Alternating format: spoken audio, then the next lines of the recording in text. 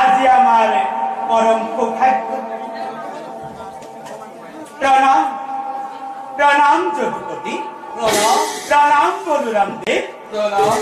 আপনার দুইজনকে একেলগে দর্শন পায় ধন্য হল আজি নারদর জীবন। কেৱল নয়ন তৃপ্ত কৰিবলৈকে উপস্থিত হলানে তুমি তাৰকাপুৰী? সে বলৰাম দেব, আমাৰ নোৱাৰো কাম কি? শ্রীহরির গুণানু কীর্তন করিবার বাবে আমার জনম।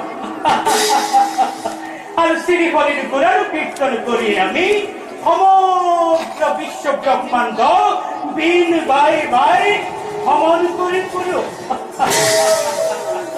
পিছে যদুপতি আমার আগমনের উদ্দেশ্য অবশ্যই জানিস, আর সেইভাবে চাগেতেও মৌন হয়ে আছে। দেৱৰ্ষি, মই ভবাৰ দৰে নহবও পাৰে, সেইবাবে তোমাৰ মুখেৰে জানিব বিচাৰো মই আগমনৰ উদ্দেশ্য কথা। হে প্ৰভু, সৰ্বজ্ঞ হৈও তেনে কথা কিয় কয় প্ৰভু?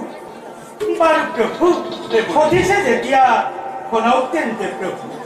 কামদেৱ আৰু ৰতিদেৱীৰ মনোকষ্ট বাৰু কেতিয়া অন্ত পৰিব প্ৰভু?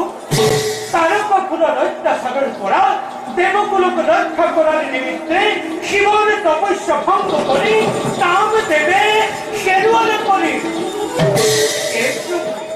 কেতিয়া দৃশ্যমান হব বাৰু কে কৰি? দেৱৰ্ষি, কৰ্মফল খন্দাবৰ নাই মোৰ অধিকাৰ, এয়া সকলো বিধিৰে লিখন।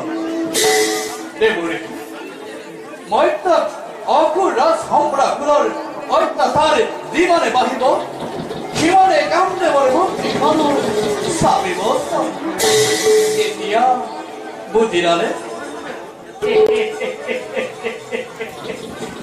প্ৰভু, সংশয় আজি এবে আমাৰ গুচিল প্ৰাণ।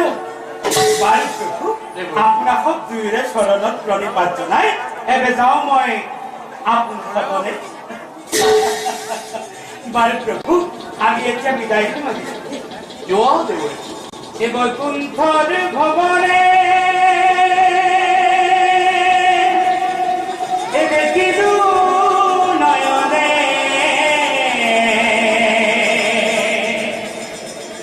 এ সুবৰ্ণ এ আকালে হৰি,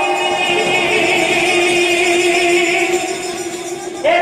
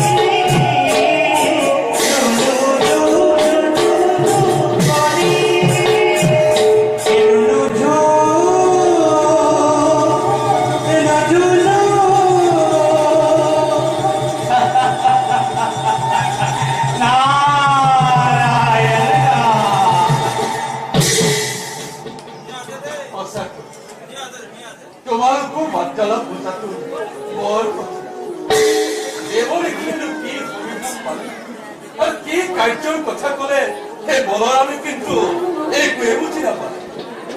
আৰু যে কি নাহক দাদা, বিশ্ৰামৰ হৈছে প্ৰয়োজন। ব'লা বিশ্ৰামৰ বলো কি দাদা?